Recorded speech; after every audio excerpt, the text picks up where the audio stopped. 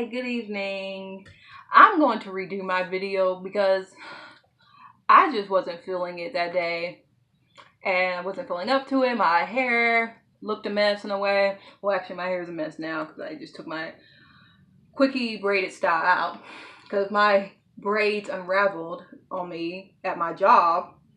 So I decided to wear my braids, just loose, like part of my hair was braided and then the rest of it was just unraveled.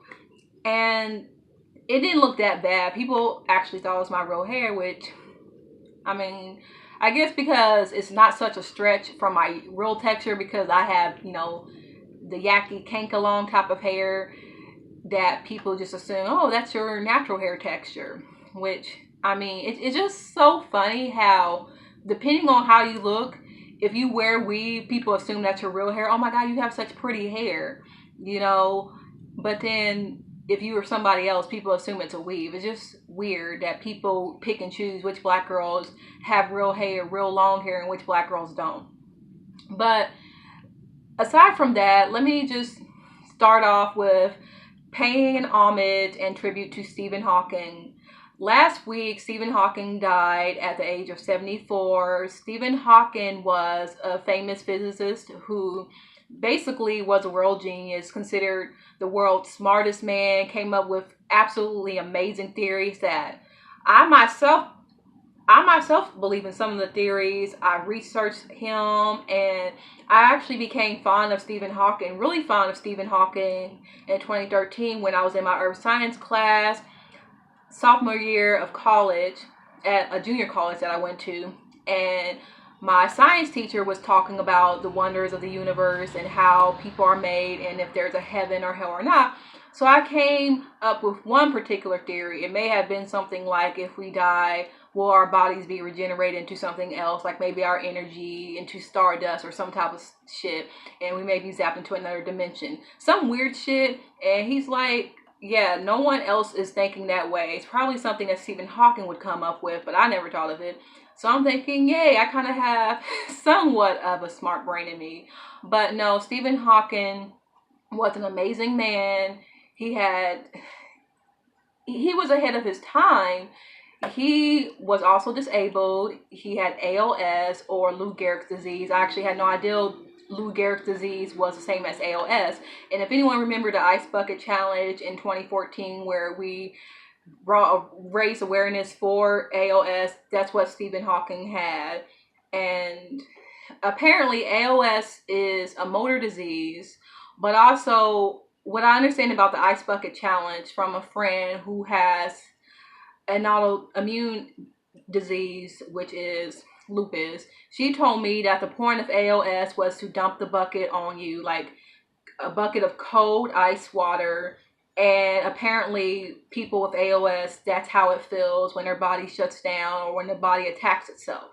That's what I heard. I'm not sure if it's completely true. Don't quote me on this, but if that's true, wow. It's a serious disease.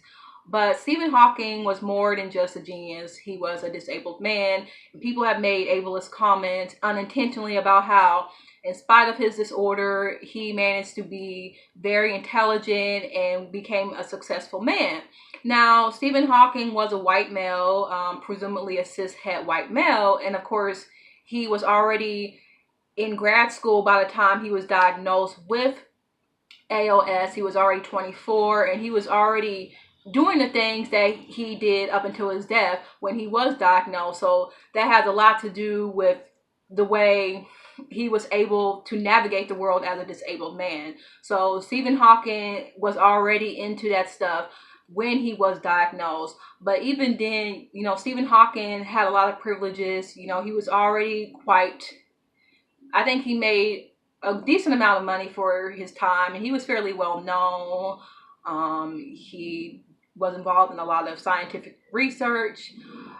So I don't want people to use Stephen Hawking as an example on every disabled person, because regardless if you are disabled and smart, you are still a person. So many people feel as if disabled people aren't people, and they feel as if you're not Stephen Hawking, then you're nobody, because they feel that being disabled is an excuse to be lazy and to be stupid or uneducated. And that's a terrible way to think of it. But it is a loss for the NASA and the scientific community, or any type of community where you are just enthralled with intelligence and the wonders of the world, the universe, the cosmos. You know, if you're into astrology, or if you just are into the physics of the world and all of that, you know, it is a loss. Neil deGrasse Tyson, the famous African American physicist and Puerto Rican, he's African American and Puerto Rican. He also paid homage to Stephen Hawking. So many people did. Stephen guest starred on The Big Bang Theory. I actually first heard of him when there was an episode of The Fairly Odd Parents, and Denzel Crocker, the weird teacher that's like fairies, Stephen Hawking, I guess the cartoon version of Stephen Hawking was supposed to be his mortal college enemy. So that's when I first heard of Stephen Hawking, and they actually said that, you know, he had Lou Gehrig's disease. So ever since then, I was just amazed at this person who, you know, was so intelligent and disabled at the same time, which shows people, you know, just because you're disabled doesn't mean that you can't be intelligent. Some of the most intelligent people in the world, if not the most intelligent people in the world, are disabled. Some people are savants. Some people are what you consider autistic. I'm autistic. Or, you know, people that, you know, I don't really like to use that word, but people that you would, that in the textbook definition would like have some type of development or cognitive disabilities or hindrances, which, you know, at the time it was referred to as mental retardation, but I don't use that word. I don't use retarded or any type of semblance of that word because it's offensive. People have used it to be offensive, and that's just a word that I and other disabled people no longer use because it's terrible. But you don't have to be able-bodied or neurotypical or holistic to be smart or to have a big brain. I mean, intelligence to me is just thinking outside the box and doing all that you can and just listening to others and always learning. And that's what intelligence is to me. You know, people say sapiosexualism is ableism, which, you know, I'm not sapiosexual, and my thing is your sexuality is your sexuality. But intelligence to me isn't whether you are able-bodied or not, or if you get a formal education. It's just thinking outside the box. That's how I look at intelligence or being smart. Up next, let's see. I kind of forgot what I was going to talk about in my video. Oh, Alexandra Shipp. For those who don't know who she is, Alexandra Shipp was in the Drumline movie, the sequel on ABC or ABC Family or VH1, whatever channel. She was in Straight Outta Compton. She played Ice Cube's wife, and she currently plays Storm in the new X-Men series in theaters. I always knew there was something off about her. I actually made some tweets about her a couple of years ago and said that she strikes me as one of those ignorant light-skinned girls who does not understand her privilege and thinks that people are just picking on her because she's light-skinned or because she's mixed. But I felt a little bad because I actually talked to a couple of the members of Straight Outta Compton, like online, and had conversations with them, and they're very nice. So I deleted the tweets because I thought maybe my assumptions about Alexandra was just some prejudgment about how I assume light-skinned mixed people are. Of course, not every light-skinned or mixed person is like that. But I say, you know what, maybe Alexandra is not that bad. Well, last year she went off on fans because they said that they preferred Storm to be dark-skinned like she was in the comics. So Alexandra pretty much implied that dark-skinned people were saying she wasn't black enough and claiming that she was being bullied, and that was when I stopped really caring about her. And now Alexandra is talking about how while she would never play a role that is described as dark-skinned, she should not be chastised for playing how she described it, a woman of color. Here's the thing. No one is upset that you're playing black women. People don't like the fact that biracial women in particular are always playing roles that are meant for monoracial people, as in a black girl with two black parents who is probably brown or dark skinned. In these shows, we have a dark skinned mother and maybe a light skinned father, or maybe like a dark-skinned mother and a brown-skinned father, or two dark-skinned parents, and then we have one light-skinned woman. And it's just like, it's clear that the girl is biracial. And we saw it in My Wife and Kids, Fresh Prince of Bel-Air. Although the mother, they did look like they could be the biracial daughter's child. Okay, but I mean, they did look like they could be the biracial girl's mother. Okay, I understand that. But in all these roles, you have all these biracial women playing black women that are meant to have two black parents. And people feel as if we don't want biracial women to get any roles. Tessa Thompson made a comment a couple of weeks ago saying that she liked A Wrinkle in Time because it portrayed a biracial family and she felt represented. Fine. People were upset because they felt as if she was denying that light-skinned and biracial people have more representation in the media than monoracial, dark-skinned black people, which that was not what she was saying. And she even said, that's not what I said. I talk about issues like that all the time. I just said that I like the fact that we have a family that's actually biracial, where people actually have two parents of a different race and not just implied, or we have a biracial character playing a monoracial character with two black parents. Okay, I understand that. And that's why I like Andy Mack. Oh, it's so bright. Oh. That's why I like Andy Mack, because I think it's very cute that the girl is half Asian and half white, and the mother is a woman of color and the father is a white man. So I like stuff like that. I don't always like, you got to be black and white to be biracial, or you got to be a black man and a white woman to be an interracial couple. I really like that sometimes shows or movies switch it up. So I don't have a problem with Tessa Thompson, but Alexandra, to me, is just, she's stupid. She's a stupid girl. She is vapid. She's very pretty, but to me, that's all she is. She doesn't understand issues in the world. She doesn't understand her light-skin privilege. She doesn't understand the concept of colorism. If she does, it's when she feels she is being attacked, and she feels colorism is when you're mean to light-skinned people. Alexandra Shipp is just not a good actress. So I just don't really get mad at what she says, because I already know how she thinks, and she's just not someone that you should look up to. I mean, I don't know. Like, she's not a good actress. There's really nothing redeemable about her where I can say, oh yeah, but maybe she'll learn. I just generally feel like she's not. I don't feel like she's a nice person. And I'm going to talk about Yara Shahid from Blackish and Grownish for a minute. She also is a little bit under fire because people criticize Grownish for not having any dark-skinned girls. They have two non-black girls. One is a Jewish white girl, and the other is Cuban, a brown Cuban. Okay. But I feel they could have really had one of those girls be dark-skinned. Did you really have to have like two non-black girls when you could have a dark-skinned girl? You want to talk about diversity, but then I guess, two brown-skinned girls and a brown-skinned biracial girl is enough for diversity. They have dark-skinned characters, but of course they are male. Well, people said Grownish really doesn't have any room to talk about colorism and dating preference on the show when they don't have any dark-skinned girls. And the person that brought up Yara and the show not really taking ownership of the lack of representation for dark-skinned girls tried to tag her in a conversation about colorism and tried to engage her. Well, Yara apparently found that annoying, so she blocked the girls. And people were upset because they felt as if Yara just didn't want to check her light-skin privilege or her biracial privilege or whatever, you want to call it. I don't think Yara is the most lightest biracial girl in the world. She's brown skinned. She's my color. She may be even a little bit darker, but she does have features where you may think, are you mixed? Or maybe she has 3C hair, so people automatically assume that, she's mixed. But, I mean, if she had my hair texture, she would not really be considered light skinned.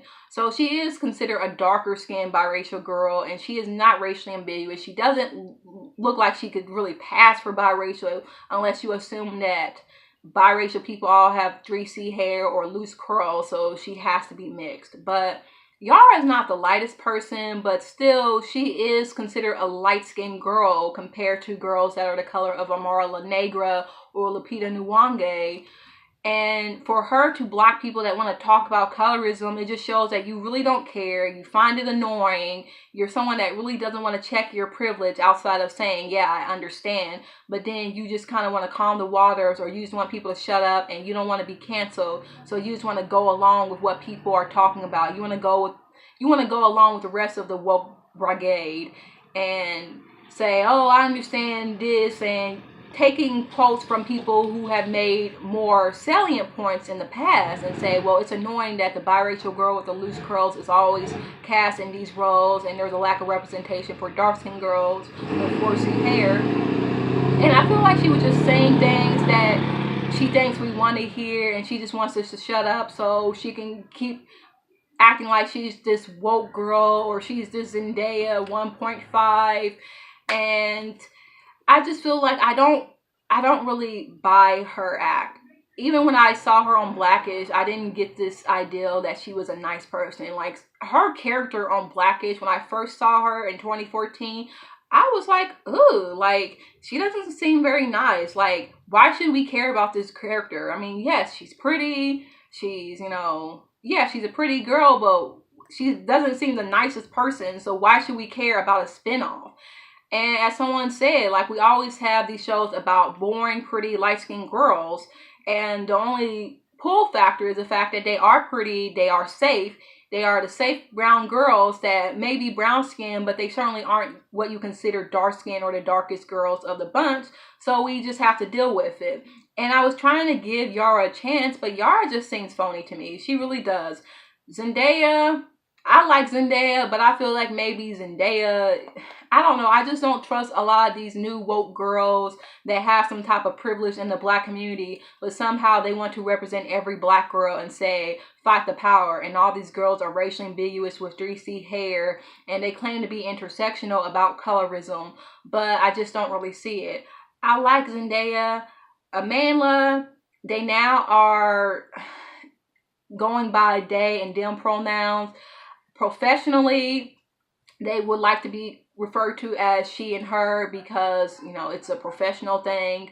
But when speaking of Amandla, yes, they are non-binary. I guess you can refer to them as she or her. Probably when you're speaking of Amandla as the actress. But I guess as the person, yeah, they are non-binary.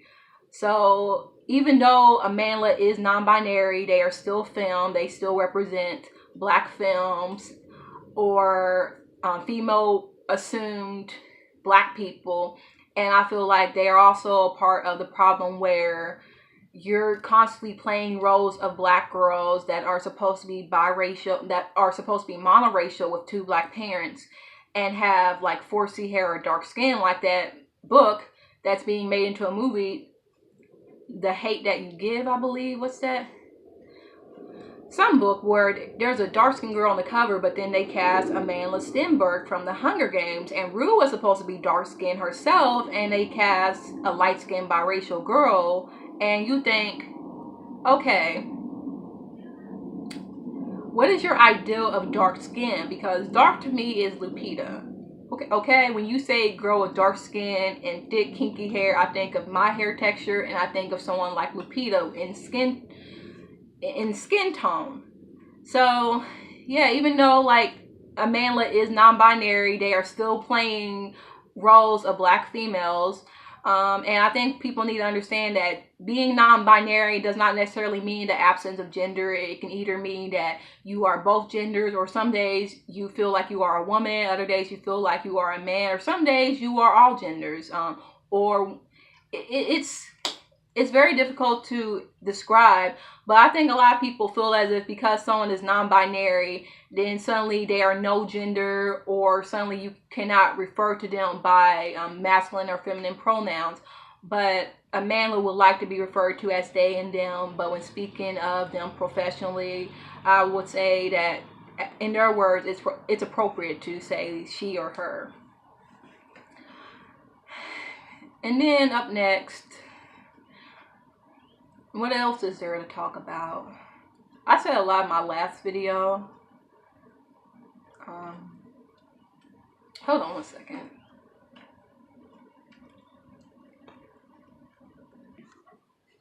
Okay, I'm back, which in your time, it's like you're waking up from suspended animation and it's like nothing happened. But I'm back. I was gone for a little bit. But one more thing I want to talk about is transphobia because I see it a lot. I see people I know in real life that like and retweet transphobic posts, and I blocked one person yesterday because I gave them so many chances and I didn't even really call them out, but I was more or less saying like don't retweet stuff like this because I can see who's liking it and retweeting it. But somebody made a joke about Bambi from her channel, It's Bambi's Playhouse, and Bambi was just reciting Beyonce's song, If I Were a Boy. And Bambi is transgender. And she just transitioned last year. I've been following her since probably early 2016, actually. So it's like 2 years. But I was watching so many of her videos and she just made me laugh and she made me so happy and all that stuff. And like she is so pretty and like she's trying to rap. She has a mixtape, and Bambi is just such a great personality. And she recited If I Were a Boy, and a guy retweeted or quoted it and said bitch, like trying to say, bitch, you are a boy. And it got like 18,000 retweets. A person retweeted it. I blocked and muted the person because I'm done. I'm done. Like, I don't care. You're in your 20s now. You should know what's right and wrong. You claim to be woke, but then on issues like transgender and gay people or the LGBT, you just want to just be selective. Like, y'all want to be woke when it comes to black people and say Black Lives Matter because you realize the social capital that comes with it. The fact that black culture is lit and you just now realized it, you know, now you want to be woke. But on other issues like colorism, your light skin privilege, gender, sexuality, you just don't give a fuck. But then when it's other issues that you think we want to hear and it gets you popularity, then suddenly you woke. Just like Yara. I feel Yara isn't as woke as she claims to be. I feel Yara is just another trendy, light-skinned, mixed girl who says a few things that sound good and then doesn't care about other issues. I feel a lot of you people are. And I feel in particular, you got people who want to use the LGBTQIA community for personal gain, but then when it all falls down, then suddenly everybody is this and that. You calling people faggots, you calling people the T slur, you calling people dykes and all of that shit, and then you working with them. I'm talking about you, Kaya, and I never really trusted you because back in the day you were saying transphobic stuff, and your Kaya and your Trina Diss, you sitting here talking about, oh, fuck you trans looking girl and all that stuff, and the real hood don't fuck with tranny bitches and all of that. You said that shit, but then here you are sitting with T.S. Madison, and she your homegirl, she your sis, but then when you mad at her, you saying things like, oh, well, if you really want to be a woman, why do you have a penis? Why won't you get a vagina? Because it's none of your business. She can do what she wants with her genitals. Everybody don't want a fucking vagina. Most trans women do not have vaginas, okay? Like, just because you don't get a sex change doesn't make you any less of a woman. Just because you don't make yourself femme doesn't mean you aren't any less of a woman. There are cis women. There are cis women who are male presenting or male assumed. So don't use the genital argument. Don't. Like I said, I hope with this new revamped Queen's Court, they get someone like Tiffany Pollard from the Flavor of Love series and I Love New York series and the other VH1 reality series. I hope they get Tiffany Pollard, because if they want to have like a mix of a black cis woman and a trans cis woman, I think Tiffany Pollard would complement T.S. Madison a lot. She had her moments where she said some pretty problematic things about trans people. Like, she made jokes and said, delicious, you look like a man. Okay, but I feel that Tiffany, being a Capricorn like me, she's generally changed. She seems like such a sweet person. I think T.S. Madison would get along with her great. She already guest starred on the Queen's Court. Or Jasmine Masters. I love Jasmine Masters. She's also funny. I believe she was on RuPaul's Drag Race. I believe. I'm not sure. But she's a trans woman. And you know, two trans women going at it, dragging people, and, you know, talking about their culture, the LGBTQIA community, and all of that. That's amazing representation. And Kaya is just, I don't know. The only thing I would probably miss about the Queen's Court is the next caller running gag where she's like, next caller! Like, I'm gonna miss that. But Kaya did this to herself. You know, we were rooting for her, and I said, you know, Cardi B said problematic things, and we still fuck with her, so let's give this dark-skinned woman a chance, because y'all do like to pick and choose who to cancel and who to not cancel. You know, a light-skinned woman can say things about dark-skinned women, and it was a mistake, but a dark-skinned woman said something, and then now it's a problem. You know, and then you want to, like, be mad at her forever. You know, y'all do this with Azealia Banks. So I was really trying to just deal with Kaya, but she just proved that she's not a good person, like a lot of Scorpio women. Not all, because some of y'all are cool. Like, I fuck with Jocelyn, but otherwise, a lot of y'all are just manipulative.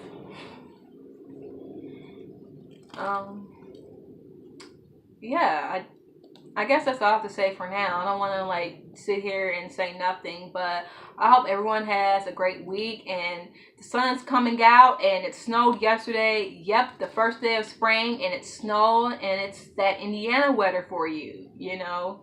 It literally looks like a winter wonderland outside right now, and hopefully the snow melts so I can, like, actually wear spring appropriate clothes. But I'm about to close this window because I'm starting to get a raspy throat.